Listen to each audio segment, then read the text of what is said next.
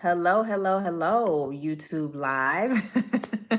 This is the first time that I've gone live on this channel, so I am excited about that. So in today's video, welcome to the replay, because most of you will be watching this on the replay.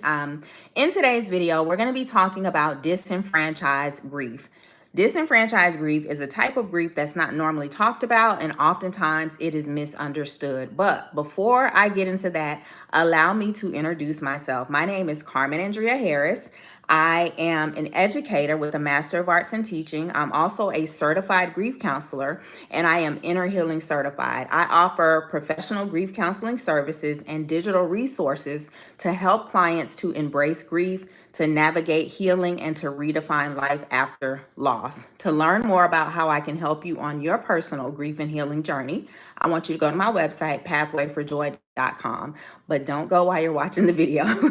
I want you to tune into the video. So let's go ahead and get into it. And this is a very heavy topic. Grief is a very heavy topic in general. However, this is the space that I am in. This is the space that I am called to, if you will. This is the space that I am professionally equipped for, and I'm very passionate about helping people who are grieving. So their grief is it has a very broad range. There's many different types of grief. And in this particular video, we're going to be talking about disenfranchised grief. So what exactly is disenfranchised grief? Disenfranchised grief refers to losses in someone's life that are typically not socially sanctioned or acceptable. So disenfranchised grief is a situation where people aren't talking about it because they feel like they don't have a right to grieve, and other people on the receiving end feel like people shouldn't really be grieving that type of loss. So, disenfranchised grief can also include socially neglected losses and socially unspeakable losses, which I'll touch on later in the video. So, some examples of disenfranchised grief are: number one, if someone has had an affair, which is a secret relationship, a taboo relationship, and then the person who they were in an affair with, they died, the person is naturally going to feel like they can't share this with anyone because they were in a relationship that, they should not have been in, or that they could not talk about.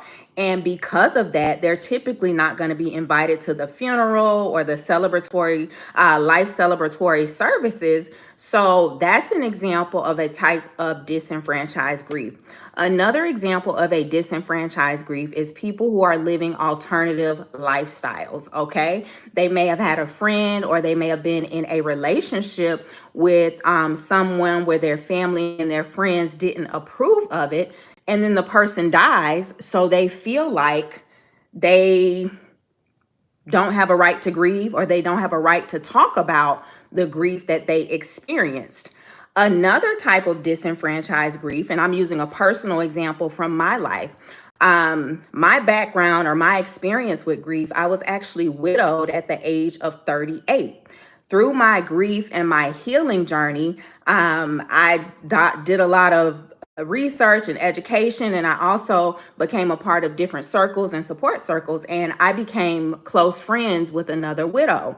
She understood me because we had a lot of similarities. We were both homeschool moms. We both didn't work a traditional job, and we got really close. She was a safe space for me. She supported me. She encouraged me to keep going in helping other widows. We got really, really close over the course of a year, and then one day she suddenly died. I was devastated. I was hurt. I was heartbroken. But because I had only known her for 1 year, I felt like I didn't necessarily, not that I didn't have a right to grieve, but I felt like I couldn't share how hurt and how sad I was about her death because I had only known her for a year. So that's another example of disenfranchised grief. So, socially neglected losses. Socially neglected losses, this is like a subcategory of disenfranchised grief. These are losses that society treats as non-losses. Some examples of socially neglected losses where society doesn't even consider this a loss. Some examples are pregnancy loss, whether the woman had a spontaneous pregnancy loss or whether the woman induced the pregnancy loss. A lot of people may look at that like, oh, it wasn't even really a full-born child. I don't really understand. So that's another type of loss where people feel isolated and disenfranchised in their loss. Another one, thank you all so much for tuning in and for subbing. I know grief is a very heavy topic, but it's something that everybody is going to experience, or some of you are experiencing right now. So this is something that I am going to be talking about on this channel. So thank you so much for subbing and for tuning in. And today we're talking about disenfranchised grief. So another form of disenfranchised grief is socially unspeakable losses. And socially unspeakable losses refer to specific losses where a mourner feels like they can't talk about the loss, okay? Some examples of socially unspeakable losses, those losses where people, they don't talk about them. We don't talk about it because it's taboo, it's shameful. Some of those are when someone unalives themselves, and then they leave behind family and friends, and the family and friends who are left behind, they feel a sense of shame. They feel like they can't share this with anyone because people aren't going to understand, and they're still trying to grapple with the after effects of it as well. Another example of socially unspeakable losses is when someone dies from AIDS. Even though we're in 2025 and they've made great advancements, like that's not something that we typically talk about when people die from as a result of AIDS, because it's socially unspeakable. People just don't talk about it, although both of these losses, they do carry stigma in broader society. So if you are someone who is experiencing disenfranchised grief, if you're someone who's watching right now, or you see this on the replay, and you're experiencing the grief of someone who died in your life, but you feel like you don't have a right to grieve, or you feel like you don't have a safe space to express your grief emotions, I want to give you some tips on how you can navigate this very unique and often isolating space. So the first thing is you need to be re-enfranchised into your grief, meaning you need to be empowered in your grief, and you need to understand that you have a right to grieve. So first, I want to validate your emotions, and I just want to let you know that your feelings are valid and it's okay to grieve, regardless of societal perceptions about the losses, regardless of the relationship that you had with the person. So I want to give you some practical tips to help you to navigate your grief.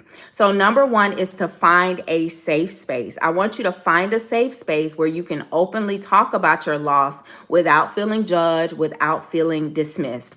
Oftentimes when you're on a grief journey, and I'm speaking from personal and professional experience, oftentimes when you're on a grief journey, it can be very isolating. And a lot of times, although your friends and your family, they love you, they just don't know how to support you. They may try, but they just don't know how to support you. So a lot of times you'll find comfort in maybe Facebook groups, or maybe the grief share groups at a church somewhere. Those are the places where I found support and safety in the beginning, with strangers that I didn't know, but they understood the type of death that I had experienced, the death of a husband at such a young age. So I want you to find a safe space where you can talk openly and where you won't be judged. And you may have to do some research, you may have to search it out, but find a safe space. Secondly, I want to encourage you to express yourself, express your emotions. You can do this by journaling. You can do this by writing letters to the person who died. You can do this through creating art or participating in other creative outlets to process your grief. On my website, I have a 21-day journaling experience that will help you to do just that if you don't even know where to begin. The third tip that I want to give you is to develop personal rituals or ceremonies to acknowledge and honor the loss, even if it's a simple act like visiting a special place that you and the person visited, or lighting a candle as you remember the person or honor the person who died. And then the last tip that I want to give you, if you are experiencing disenfranchised grief and you just want help expressing your emotions, you want a safe space, you want to get all of this out, the fourth tip that I'm going to give you is to seek professional help. As I said in the beginning of the video, I'm a certified grief counselor. So if you're experiencing disenfranchised grief or any type of grief, I want to provide specialized support and coping mechanisms for you. So you can go to my website and you can schedule a 15-minute consultation to see if we're a fit to work together. And my website is pathwayforjoy.com. Now, even if you are not experiencing disenfranchised grief, however, you have a friend or a family member who is grieving and you want to learn how to support them, especially if they've experienced a type of grief that may be taboo, that may be not easily understood, I want to give you some tips on how you can support your friends or your family members in your life who may be experiencing this type of grief. So the first thing is I want you to acknowledge the complexity of their loss. I want you to understand that the nature of disenfranchised grief can be particularly challenging due to the lack of social validation. So be there for them. Acknowledge the fact that, hey, I don't know what to say, friend or family member, but I just want you to know that I'm here. I'm here to listen. I'm here to sit beside you as you vent. I know I don't have the perfect words to say, the right words to say, but I want to let you know that I'm here. That is one of the most comforting things when you've experienced the death of someone and people around you, they can't relate because they've never experienced that type of death. Just hearing someone say, hey, I don't know what to say, but I'm here to sit next to you and to listen. That can mean the world to someone who is experiencing grief and also disenfranchised grief. The second tip is to respect their boundaries, okay? Allow them to grieve at their own pace and in their own way without pressuring them to talk about their loss if they're not ready. So respect their boundaries. They may just want you to come and sit and be quiet and not try to give any just earth-shattering advice to help them heal or feel better. And then the last tip for those of you who want to know how to support someone who is grieving, especially grieving a disenfranchised loss, I want you to be patient and be present with them. Offer consistent support and listen attentively to their experiences without minimizing their grief. So if you made it to the end of this video, and thank you all so much. Thank you all so much for tuning in.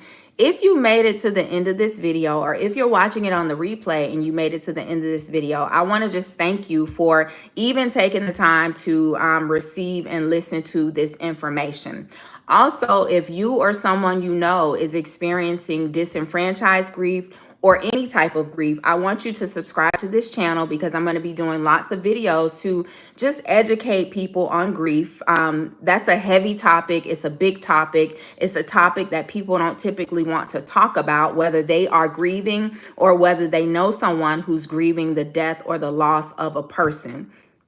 However, it's something that needs to be talked about, especially because we live in a grief avoidance society. So on this channel, I'm going to be educating you on grief. I'm also going to be giving you tips and strategies on how to navigate grief and also how to navigate healing when you feel like you're at a place that, okay, I got my grief kind of under control, although it can be unpredictable, but you're at a place where you want to begin the journey of healing, inner healing and moving forward and living life again after your loss. So if that's you or you know someone who's grieving, I want you to subscribe to this channel because I'm going to be going live more often and putting out more content. And then I also want you to visit my website, which is pathwayforjoy.com. Make sure you get on my email list. I'm going to be sending out tips and strategies and just help for your journey. And then I also have my grief counseling services where you can schedule a consultation, a 15-minute consultation to see if we're a fit to work together in a grief counseling capacity. And then, as I said before, I am an educator and a former teacher. So I have digital resources that will teach you how to embrace your grief, how to navigate healing, and how to redefine life after loss. So thank you all so much for tuning in. This is my first time going live on this channel, so I was really excited to see the numbers being fairly decent. So thank you all so much for that. And don't forget to subscribe to the channel, like this video, and then drop me a comment. So thanks so much, and I will see you all on the next video. Be blessed, you all.